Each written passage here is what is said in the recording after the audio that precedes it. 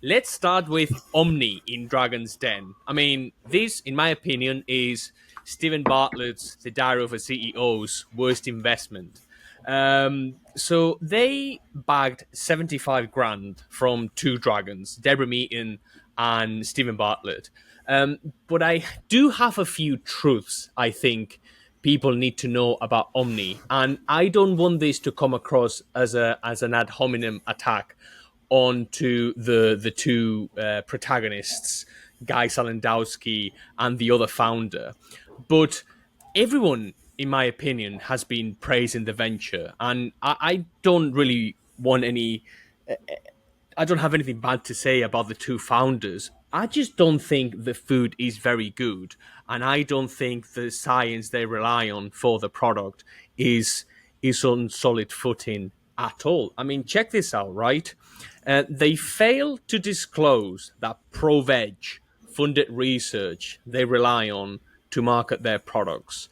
And more egregiously, and arguably the most convincing research study they rely on all the time, has dogs been fed absolutely anything? This could be raw meaty bones, kibble, or literally anything. And they also rely on a lot of observational data instead of like randomized controlled trials. So, what do you think? I think the other thing is just from a business perspective is that there was one bit in the, uh, the TV show where they were talking about, oh, we saw this, somebody was out there selling lab grown meat in pet food, and they were like, oh, that would be us. 100% it was the pack that people they saw, because the pack are already doing this. The pack are also a vegan dog food. So this whole vegan dog food, lab grown meat thing, this isn't new to the, like, they're not on their own. They're not like out there bursting new territory. They're literally doing the same as what the pack are doing. And look, from the nutritional standpoint, I think it's questionable. And look, from the lab grown meat perspective, there is no long term studies on taurine, on synthetic taurine in cat food. It's only been around for 5 years. So there's a strong chance there's going to be an onset of like feline blindness in 10 years' time, where everybody starts freaking out and says, well, actually, synthetic taurine doesn't work like it should in cats. I mean, taking something, I mean, look, dog food is one thing. I mean, dogs tend to be more omnivorous than cats. But when you start like then putting this into cat food, that's a real problem. And also, look, I saw the treats. Was it? I can't remember off the top of my head, but it was like 4% lab grown meat, something like that. I mean, it's absolutely meaningless, to be honest.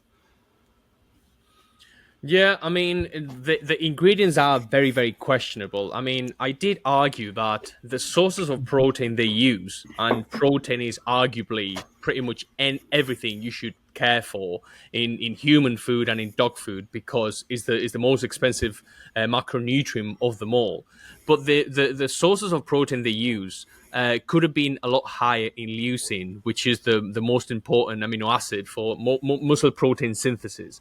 But instead, they use potato protein and stuff like that, which isn't good. So that coupled with the fact that is an ultra processed vegan dog food, I don't think this is going to fly with the ultimate consumer, which is the dog. I mean, maybe 1% of dogs are going to eat, but how about the rest? Like, is this just a niche within a niche? But also, look, I think the other thing is just I'm just focusing on their business strategy. They're a D2C company at the Yeah. moment, and they want to get into stores. And they've been, I don't know if you've received an email, but they've been pumping out emails to stores saying, look, we are on Dragon's Den, stock our stuff, right? But the way that pet stores are going is they're not going in that direction. That is, they're going more towards whole foods, things like raw food, things like, higher meat protein dog foods. I don't believe that the independent stores are that interested in something like that. I don't believe that the average consumer is that interested in it either. And so I don't see how they get out the D2C model, to be honest, where they Do you think? literally, Do you think they want to? yeah, I think they have to, because they're already peaked out. I mean, how much money can you spend on Facebook ads? How much A money can you spend lot. on Google? I mean, you spend a lot, but eventually, like the CPA has just become so like prohibitive, and like it's funny, like on the show as well. I think Tuka Suleiman did this whole like lifetime value thing being nonsense, and Stephen Bartlett going, you don't know what you're talking about. I look, I 9 times out of 10, I listen to Tuka Suleiman. I'm like, get out of it. But he's bang on.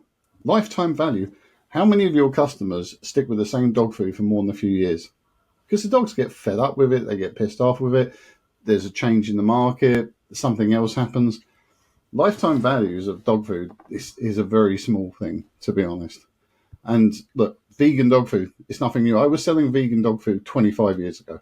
Happy Dog used to do one, which was made by Judge's Choice, and it didn't sell then. And I'm not sure that it's okay. The market's changed. There might be some vegans floating around in London, some Manchester, some of the metropolitan cities, but the average pet industry consumer, they're not interested in vegan dog food. So how big do you reckon this niche is? How much can they turn over, these guys? I mean, they are the best at marketing. I mean, the two founders have done an amazing job at marketing themselves because I believe they are both vegan and they preach veganism. So that coupled with the fact that they went on Dragon's Den and they've got all this traction, like how big is this company? Well, how big could it get, or how big are they now? Yeah, well, they're valued at 3 million quid, right? How big could they be? I think they've already peaked out. If I'm honest, there's no way I would have put a penny towards that company. Like, look, I mean, where do they go long term? Like, they'll either get into the ever declining circles of Facebook ads. And look, there's other companies out there like the Pack who have also got investment behind them, who also do a product which is vegan. They also do lab grown meat products, and it's probably inspired a couple more companies to go out there and make this stuff. Lab grown meat will never work. 'Cause it's too expensive. Aside from anything else, nobody wants to spend 3 times the price on a lab grown chicken compared to a normal chicken when there's laying hens being slain all the time, which aren't going into the human meat industry. So why would you bother with like lab grown at the moment in that sense, especially for dog food? And then it just becomes like a big ethical question, and it's like, well, ethically, there's some people out there who are obsessed with this side of it, but it's not a big market. It's like as a pet industry as a whole, it's tiny. Yeah, and let's touch upon the actual ingredients and the actual like vegan concept in dog food, because do you not think it's probably incumbent upon the FEDIAF and UK pet food to regulate the claims pet companies make? I mean, the two main studies these people cite every single time are deeply flawed. I mean, these dogs in the study could have been fed absolutely anything, including raw meaty bones, including any whatever. They don't know. They rely on observational data, and it's a cohort study of people who were probably indoctrinated in veganism. So, what do you think they're going to say? Do you not think that the regulators here should probably like do something about it, or are they just happy pocketing the fee they get? Yeah, I mean, it was a self-reporting study as well, right? That was the other thing, is that there was no science behind it, and the fact that people use that study as a scientific barometer is crazy. I mean, look, there definitely should be FEDIAF should be doing more about it. They should like try and professionalize themselves, but at the same time, like if they're not getting the grief they deserve from it, why would they bother? Just take the money, keep life easy. Because really, what should be happening is, and somebody like them should be doing independent trials where they actually look at this. The trouble is, these trials they take what 5 years, I think, to actually conduct. So even if we actually like got the message through to them tomorrow, um, it's not gonna be helpful for another 5 years. And these people are out there selling these products now, and that's the problem. And this is my issue with synthetic taurine in the vegan cat food, is that if you care about your cat, you just shouldn't feed it, because you're literally dealing in data which you don't understand. It's a bit like lab grown meat. We don't know what the long term effects of growing lab grown meat are. Maybe it's great. Maybe it's better for you, or maybe because there's never been any blood running through it. It's it's not great. I don't know, but the idea that people are out there buying this stuff today when there's no empirical data saying that it's all right is a disgrace, to be honest.